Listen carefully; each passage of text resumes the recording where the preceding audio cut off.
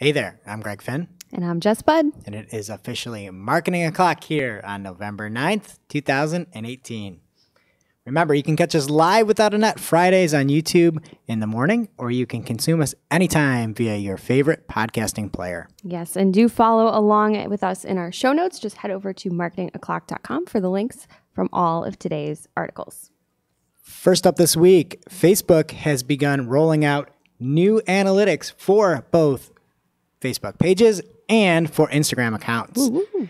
And these two new additions to the analytics suite are called Instagram Account Analytics and Advanced Analytics for Facebook pages. They will be rolling out over the next several months, and you will be able to find them, at least the Facebook, in the Facebook Analytics dashboard. For Instagram, you'll be able to find these in the Instagram Insights section. And with the new improvements to Instagram, you'll be able to find deeper levels of engagement metrics, retention rates, lifetime values of users who interact with your Instagram content. And you'll also be able to create segments around engaged audiences, which I thought was pretty cool. Wow, that's actually really, really nice. Yeah. And you can see the overlap of people who had downloaded an app, visited a website, or just engaged with an Instagram page or a Facebook page, which is pretty cool. You can see the overlap between the two. Absolutely. That's so cool. And then for the new Facebook page analytics, it's going to go beyond the post level metrics for pages, and admins will be able to use the new analytics in combination with what the current analytics are to make, again, new segments, track conversions and the path to purchase, and also to compare the audience demographics by channel and by activity, so how they interacted with the page. It is going to be rolling out, but if you want to try to get in there early, there is a link. We'll have it in the show notes today. It's a big, long link with a number at the end, so I'm not going to spew it off here. Head over to marketingclock.com and grab that. But you can sign up to try to get early access for your Facebook page. How very sneaky of you / helpful. The thing that's really nice about this to me is that they're paying more. Instagram has kind of obviously surpassed Snapchat now. And by building these tools out and building these analytics out around there, you can see just how invested Facebook is in Instagram. And it's been one of the banes of existence for Instagram users is the horrific analytics that we've had, even with the version that came out in 2016.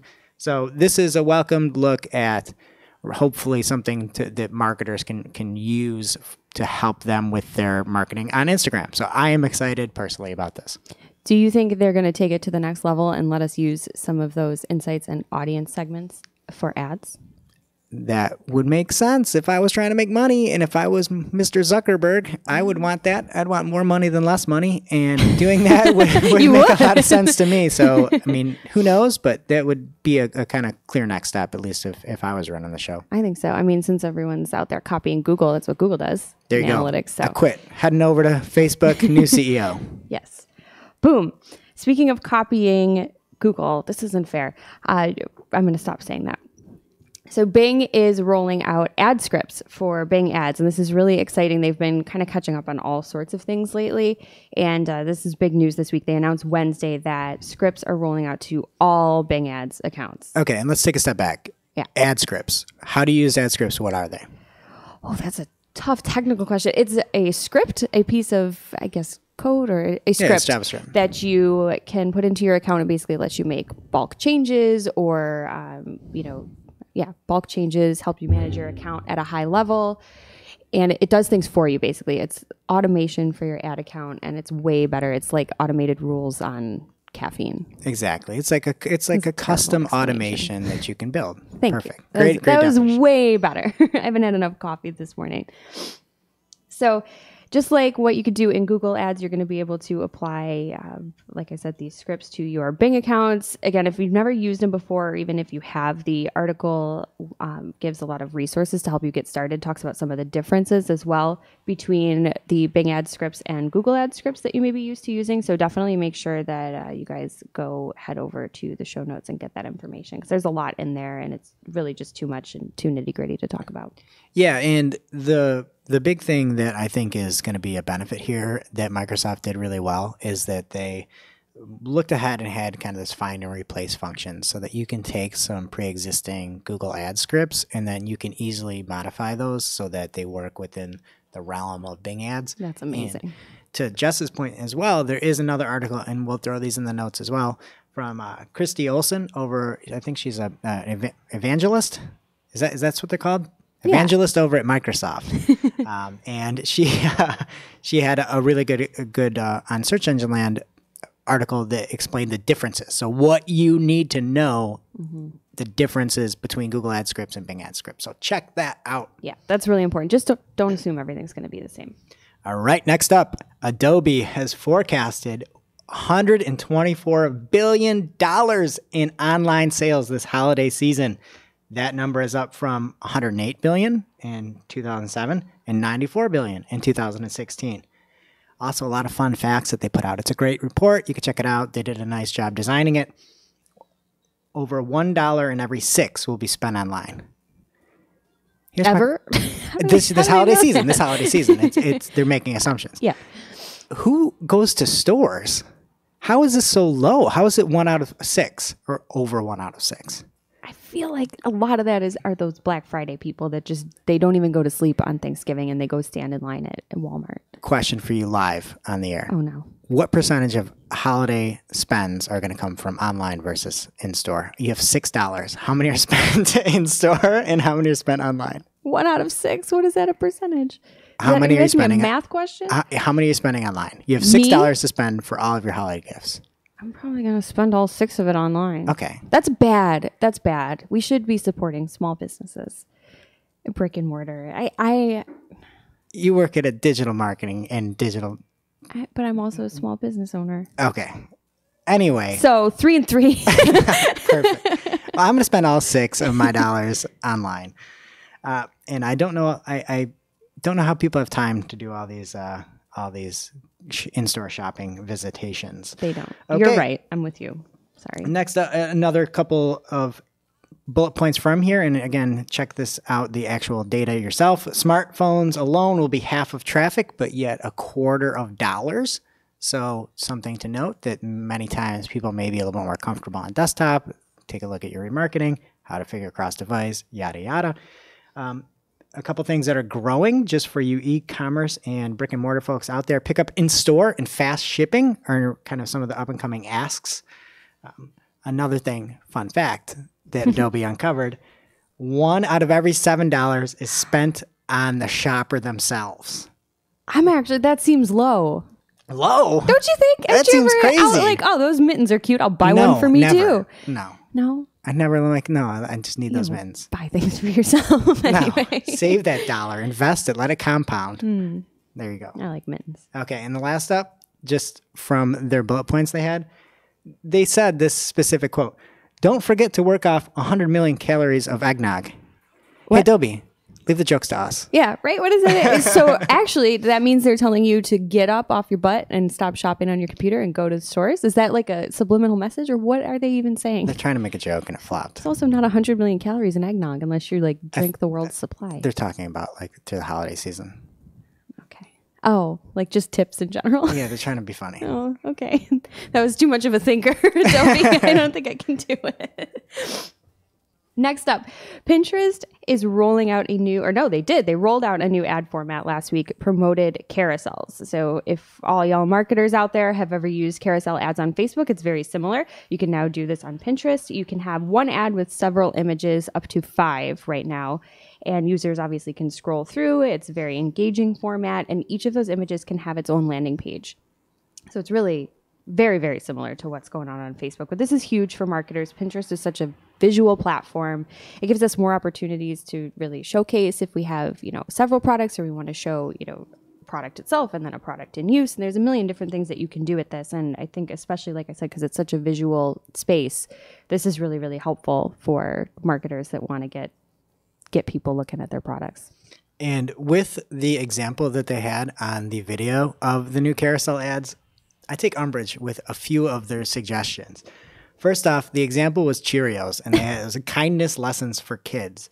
And the first slide was about suggest kids hug somebody who's having a bad day. Ooh. That's just too broad of advice. You need to first, maybe that first slide should be like assess the situation. Like, does the person have a knife? Like, are they drunk? Like, what is happening? And so The other thing is, this is a terrible example as well to show that you can, because another cool thing with this carousel is you can have each of these different images linked to a different page. What are you going to have? Just a page about like, here's how to hug somebody. Maybe it's the infographic about assessing that situation. And then the other thing they had is sharing is caring, and teach kids the more you share, the more happiness you get, which I agree with, except with the juxtaposition of this image where you're actually just sitting around sharing all of your cereal. Like that's the one time I don't want to share. Like I got my cereal, I'm eating it, sitting on the couch. I don't want to like give you some cereal out of my grubby hands. But that's what they're doing. I mean, you guys should go to the article and look at this picture because they're all sitting on the couch and they've got like their hands in the cereal box. I feel like sharing is like you're both having a bowl and you pop over and pour some more. I don't know. Greg's worried about hugging strangers and grimy fingers, but really this is a cool feature, just a really bad example of it, I guess. Sorry, Cheerios. Absolutely. Next up this week, Google is testing multifaceted featured snippets in desktop search results. Say that fast 5 times. No way. Okay.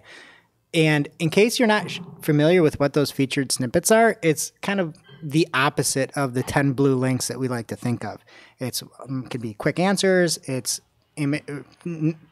information pulled from the knowledge graph, and it's where you actually see some text and that answer show up in the results.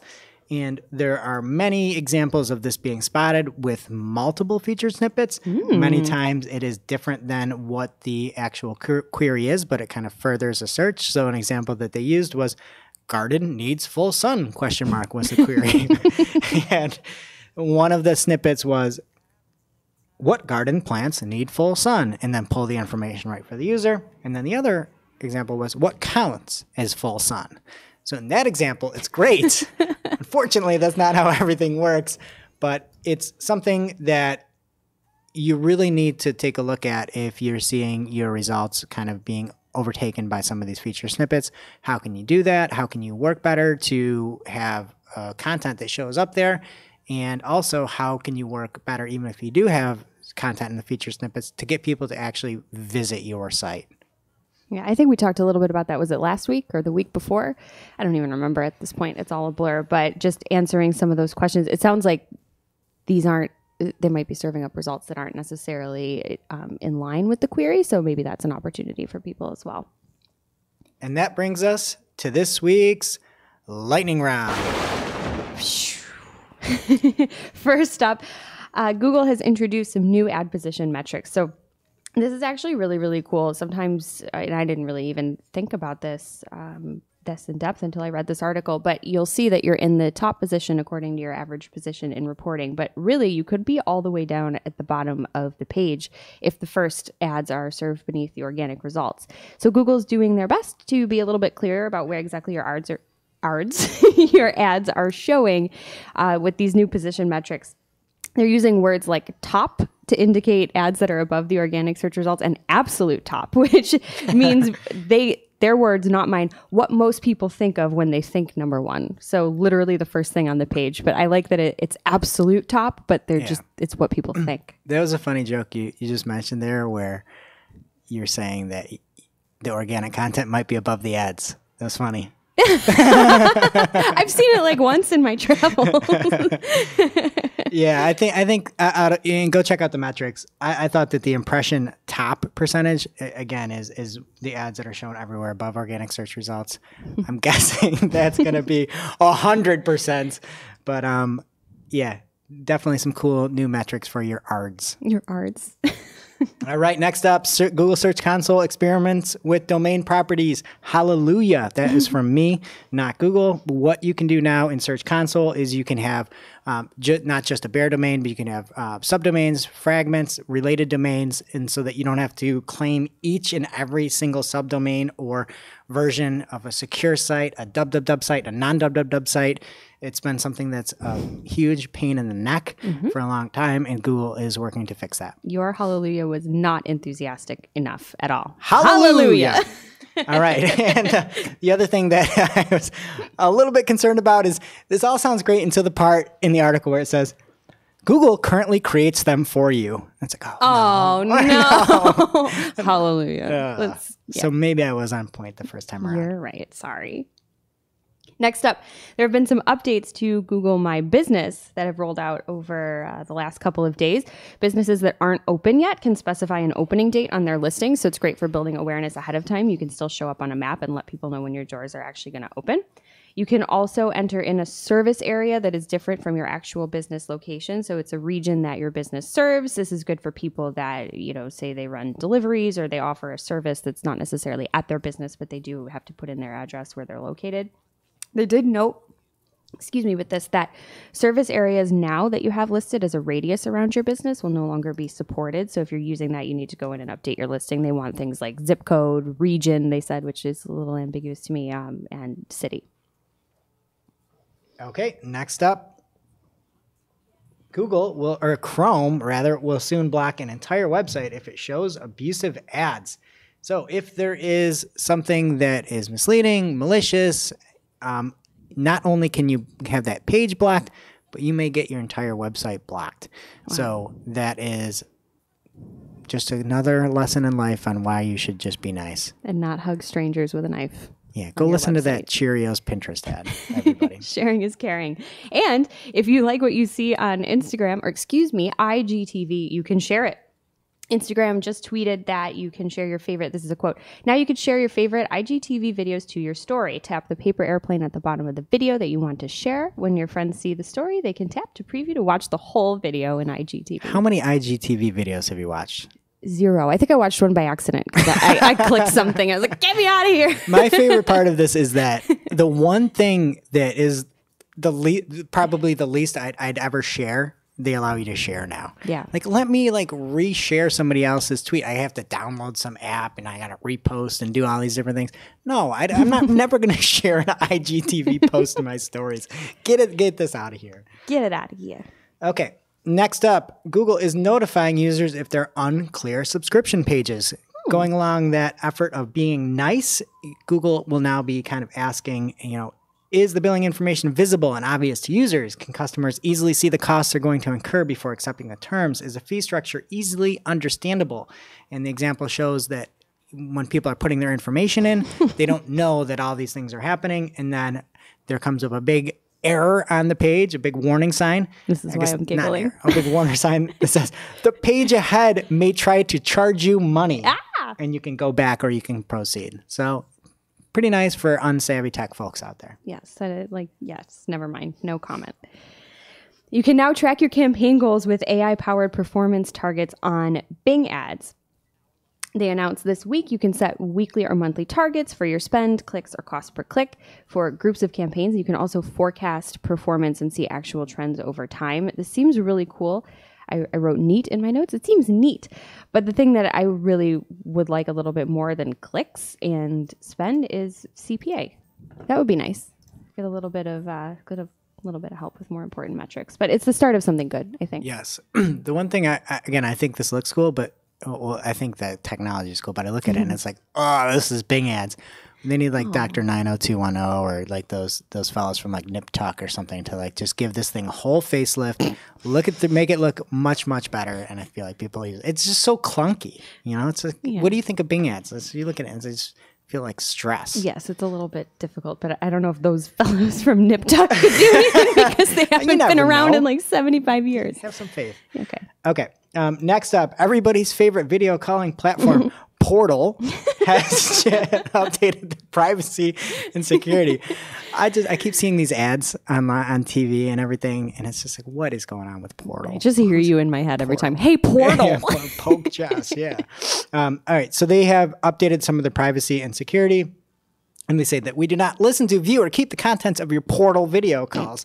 This means nothing you say on a Portal video call can be accessed by Facebook or used for advertising. I don't believe that. They just said that they... Never mind. Who knows? It's like they just flip-flop every week. Yes. They also say that Portal calls are encrypted, so your calls are secure, and that it runs locally on Portal, but not on Facebook servers.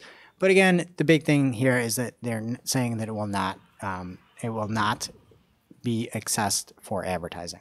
Okay, but can the government still tap your Portal if they want to hear what you're saying? Is that a thing? Let's get a couple people on Portal first before we try to hack it. Okay, fair enough. Speaking of technology that should be useful, Alexa is now available on Windows 10 PCs. So if you are on a Windows 10 computer, you can head over to the Microsoft Store and download. This is not an ad for them. I'm just saying it's something you could do. It's not that exciting though to me because it seems like all it can do right now is turn your music up and down and turn off the lights in another room because it connects to your smart devices. But they did say that PC specific capabilities will be added in early 2019. So stay tuned. I read this and I get like jealous of people that have their stuff together that much that you can be like, oh, I'm going to make a hotspot on my Windows 10 PC to get my Alexa to turn up the music. Like that's, I don't know. I have an Alexa on my thermostat and she can't even adjust the thermostat for me. So yeah, I can't with this. All right. And then next up, Google creepy search algorithm update continues with stronger volatility. There was an update that came on Halloween, I believe, and is still kind of having some waves coming behind it. Continuing this very volatile year. I don't see anything specific as to industries targeting this. It's just general updates. Sweet. Bonjour. I had no good segue at all, and I didn't know how to say sweet in French. But if you do, you can use Pinterest ads now to target either users that are in France, and French businesses can now get on Pinterest ads. That's all I got really. It's the first non-English speaking country where promoted pins are available, so hopefully more are to come. And for all our international advertisers out there that are listening, oui. Au revoir. All right, next up, Lazy Loading Images and Video have a new developer information on how to make that work with your organic search efforts. If you don't know what lazy loading is, it's not loading all of the material on a page until it actually comes into display so that you'd have a kind of placeholder image. The minute that it pulls up on your screen, you then load it to save some bandwidth and make it easier on your visitors. But it can also lead to some issues. Google put out a big how-to use lazy loading. Again, the more content that we get from that, the better off it is. Check it out if you are using lazy loading video.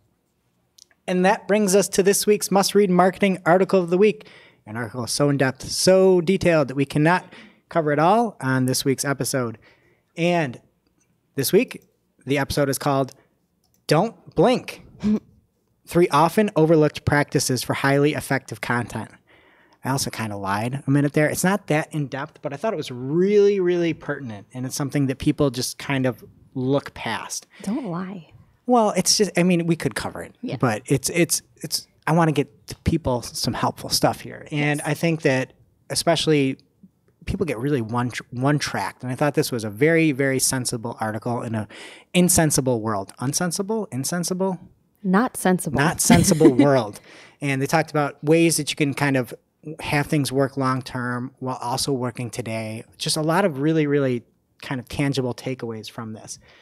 And that author of the article was Lane Ellis, and it's over on the Top Rank blog. So check it out. Head over to Marketing O'Clock. You can click in the upper right and just make it right on over to the article this week. That's awesome. I love a good come back to earth article. Just read about that. Does that do it? Is that it? Did we do it for today's show? Yes, it is now officially not Marketing O'Clock. Remember, you can catch all the content from today's show on marketingoclock.com or in the descriptions below. Make sure to subscribe to us so you don't miss a single episode.